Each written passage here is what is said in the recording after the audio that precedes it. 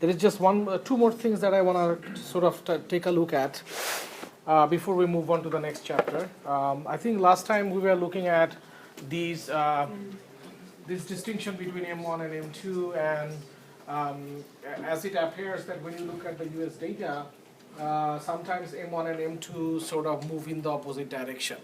And in the last class, we tried to, put some intuition behind that.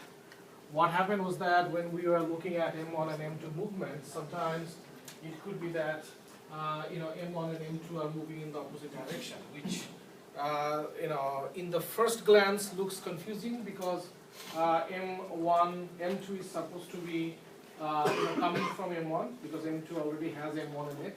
But we argue that anytime when we see a divergence between the time series movements, whenever we see M1 moving down and at the same time M2 moving up, we know that our, sort of the population is doing something with their, with their money, right? When money M1 goes down, it means that the more liquid form of money in the economy is going down, and more illiquid form of money is going up. So if you take your money from, let's say, your checking account and put that into a saving account, right, that would explain this opposite movement, right? And this is important because M1 and M2 do not really necessarily have to move in the same direction. Another point, I think the last point that I want to mention in this chapter is that when you look at the total amount of money that is available in the economy, this is kind of old data.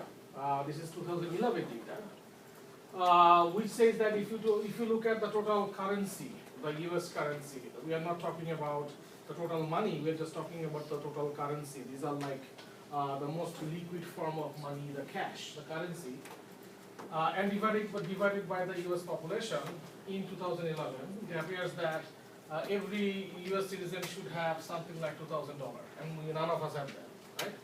You cannot find a single guy who has $2,000 cash with him. Well, there are, obvious people. So where are all this money? Where are all this currency? Is it in the banks? This is a general misperception that banks hold cash. They don't. They only hold a very small fraction of their daily transaction in the form of cash. So banks don't have the cash.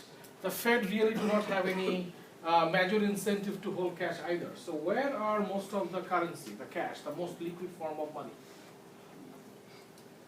The answer is there, and both of them are alarming, right? First of all, a major part of the US currency is held outside by foreigners, namely China. China has one of the largest reserve of US currency. Why would foreign countries hold US currency?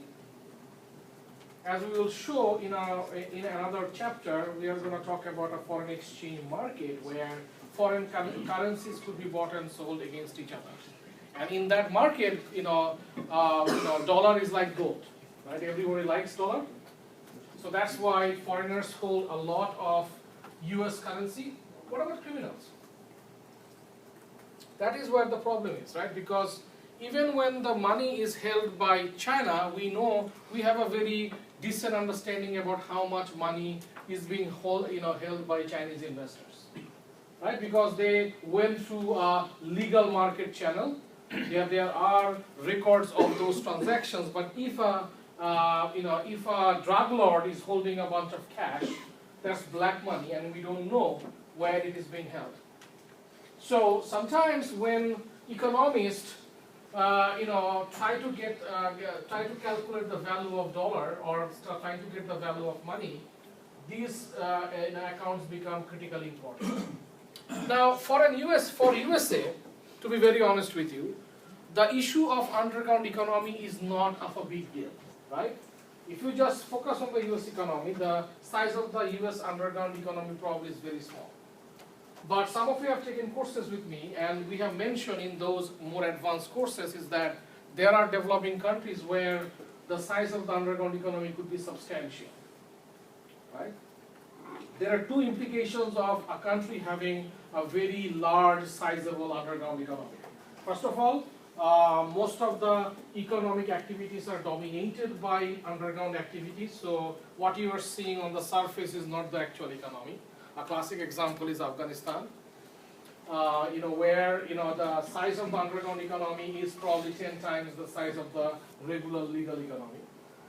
The other problem is that when you have a sizable underground economy, people who participate in that underground economy always wants to use currency that are internationally acceptable, and dollar is a very, very attractive currency in the underground activities. So dollar, being so valuable itself and so stable, attracts a lot of illegal activities. So that's it. Any question about chapter 3?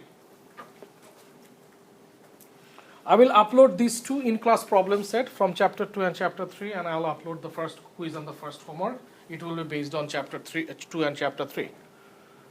Let us now move on. The next chapter that we are going to look at is a little bit technical, and I will, to be very honest with you, if you look at the syllabus, I have sort of written chapter 4 and chapter 5 in the same context, which means that I would like to cover materials in 4 and chapter 5 as if they are in a single chapter. Well, the implication of that is that I'm going to ignore a lot of materials from chapter 4, which I don't like. I think this is an economics course, and the content of the course should be as closely matching economic issues rather than finance. So when you look at understanding interest rate, which is the content of this chapter, this is a chapter that is heavily shared by other courses such as Introduction to Finance and Financial Accounting. So finance, there are various finance courses that talks about the same issue, and I do not want to repeat that. I want to talk about interest rate from an economics perspective, and I will take about 3 classes to finish this chapter because it is important. And in that context, we are going to look at chapter 4 and chapter 5 from this textbook, and also I'll bring some supplemental material which I'll upload in Blackboard, and I'll talk about those on Monday. So what is interest rate? That's a very critical question. Regardless of whether you're studying economics or finance, interest rates are an important macroeconomic variable. Interest rates are return to your assets to some extent. So in order to really understand how we make savings or investment decisions, we really need to understand the various kinds of interest rate that exist in real market. So let me start that. Okay.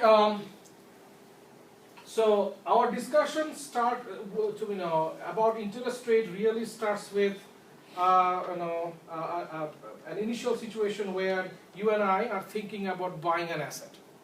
Okay.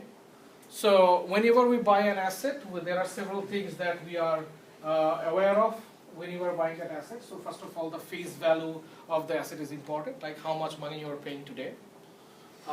You know that most of the assets that we buy have sort of like a maturity date, meaning that you can hold an asset for a certain period of time. After that, the asset matures and you get some kind of value of that, right? So we can think about, when we think about an asset, right? When we think about an asset, we should think about several things. Right? So first of all, we need to think about the price of an asset.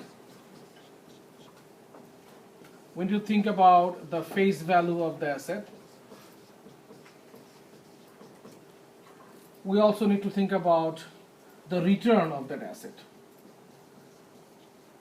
Now, when we think about the return of an asset, there are several things that needs to be understood, because return can be really complex.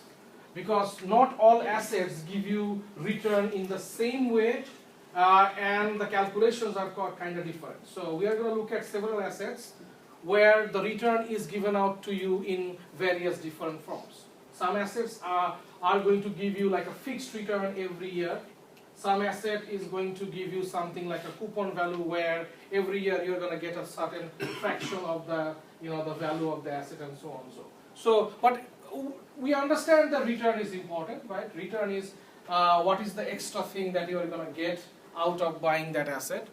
So our discussion is mainly starting from return, although we don't see that concept in the slide, because in the slide we are mainly talking about present value. But the reason why we are going to be interested in present value is because present value is somehow going to allow us to get an idea about what the return of the asset is. So let's look at this very generic concept, which I'm sure all of you have looked at. So the present value is coming from the fact that whenever you buy an asset today, the value of that asset does not remain constant. It changes over time, right? Because most of our asset markets are very volatile. The value of the assets that are bought and sold, they fluctuate. So we can argue that $1 paid to you a year from now is less valuable than $1 paid to you today. When you look at this statement, at the first glance, it looks a bit confusing. So let's read the statement one more time. So $1 paid to you 1 year from now is less valuable than $1 paid to you today. Why? $1 is $1. The value of that piece of paper doesn't change.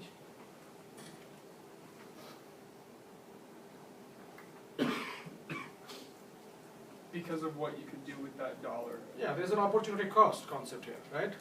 And finance is going to talk about opportunity cost in terms of interest rate, but we want to talk about opportunity cost in terms of opportunity cost.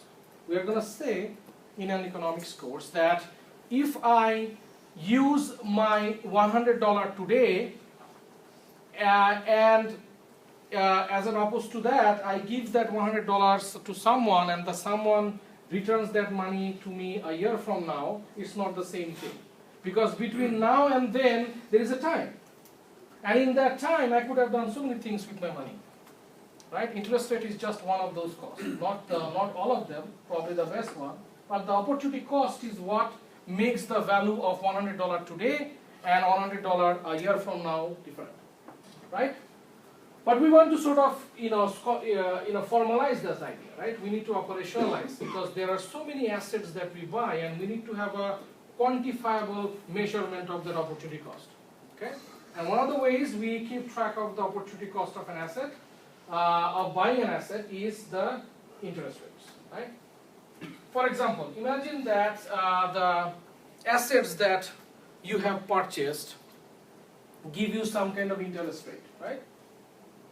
Some kind of return, and that return is about 1, right? So if you have bought this asset today, a year from now, this asset is giving you the original return, which is that plus that interest rate, right? So a $100 today actually is worth more in a year from now, right?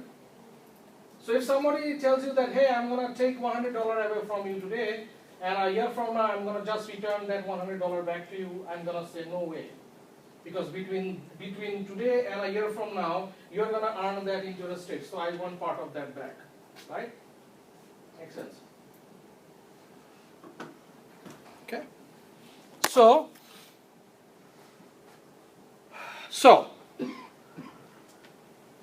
when we are talking about a real asset, the calculation is much more complex because we usually hold an asset not for a 1 year or 1 period, but a continuum of period. So in order to really get an idea about how much return we are getting out of this asset, we need to do something called a discounting. So we need to be able to find a way to figure out how these values that my assets are generating in the future are worth today. Why? Why do we need that? So if my asset stays with me for a couple of periods, every period I get some kind of return from my asset, we are saying that we need to somehow find a value of those returns today, not a year from now, not 5 years from now. Why do we need that? To compare.